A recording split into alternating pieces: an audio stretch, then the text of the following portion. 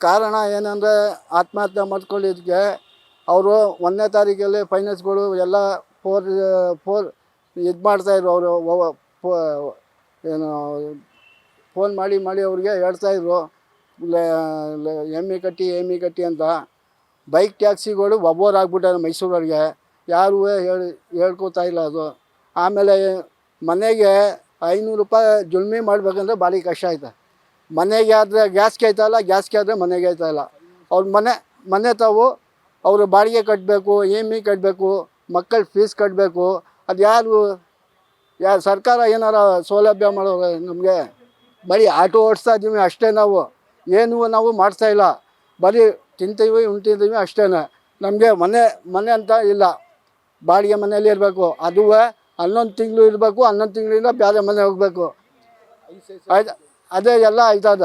ಅದು ನೀವು ಗೌರ್ಮೆಂಟಿಂದ ನಮ್ಮ ಸಿದ್ದರಾಮಯ್ಯ ಅವರಿಗೆ, ಟಿ.ಕೆ. ಶಿವಕುಮಾರ್ ಅವರಿಗೆ ಎಲ್ಲ ಹೇಳ್ತಾ ಇರೋದೇನು, ನಮಗೆ ಆಟೋ ಚಾಲಕರಿಗೆ ಏನಾರ ಒಂದು ಸೌಲಭ್ಯ ಮಾಡ್ಕೊಳ್ಳಿ ಅಂತ.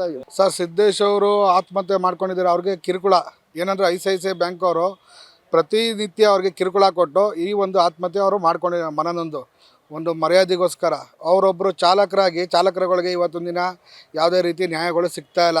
ಚಾಲಕರಿಗೆ ಅಂತಲ್ಲ, ಸಾರ್ವಜನಿಕರಿಗೆ.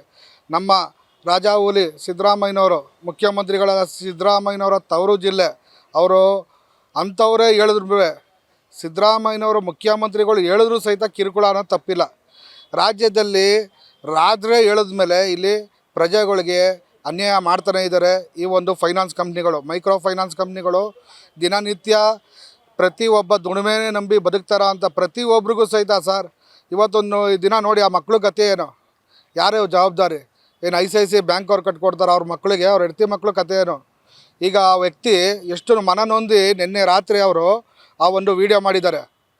ಸರಿನಾ ಸರ್? ಇದು ನಮ್ಮ ಕರ್ನಾಟಕ ಸೇನೆಯ ಒಬ್ಬ ಸದಸ್ಯರಿಗೆ ಈ ವಿಡಿಯೋ ಕಳಿಸಿದ್ದಾರೆ, ಅವರ ಫ್ರೆಂಡ್ಗೆ. ಅವರಿಂದ ನಮಗೆ ತಲುಪಿದೆ. ನಮ್ಮ ಕರ್ನಾಟಕ ಸೇನೆಯ ಒಂದು ಸದಸ್ಯರಿಗೆ ಇದು ಸೇರಿ ಈ ಒಂದು ಪ್ರಚಾರ ಎಲ್ಲ ನಮ್ಮ ಯೂನಿಯನ್ಗಳಿಗೂ ತಲುಪಿ ಇದೊಂದು ಮುಟ್ಟಿದೆ ಸರ್. ಇದು ಈ ಥರ ಬಡ ಚಾಲಕರುಗಳು ಎಷ್ಟೋ ಜನ ಇವತ್ತೊಂದು ದಿನದಲ್ಲಿ ರೈಲಿಗೆ ಸಿಕ್ಕಿ ಸತ್ತಿರೋ ಉದಾಹರಣೆಗಳು ಇದೆ ಸರ್. ಈ ಮಟ್ಕ ಜೂಜು ಏನಿದೆ ಸರ್, ಇದೆಲ್ಲ ಬ್ಯಾನ್ ಆಗಬೇಕು. ಆನ್ಲೈನು ರಮ್ಮಿಗಳು.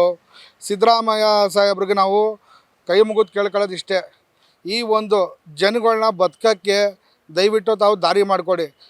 ಜನಪರವಾಗಿ ಸರ್ಕಾರ ಇದೆ ಅಂತ ಹೇಳ್ತೀರ. ಅಧಿಕಾರಿಗಳೇ, ನೀವು ಸ್ವಲ್ಪ ಕಣ್ಬಿಡಿ ಬಡವ್ರ ಪರವಾಗಿ, ಸರಿನಾ? ದಯವಿಟ್ಟು ಈಗಲಾದರೂ ಎಚ್ಚರಿಕೆ ಮಾಡಿಕೊಂಡು ಬಡವ್ರನ್ನ ಬದುಕೋಕೆ ಬಿಡಿ.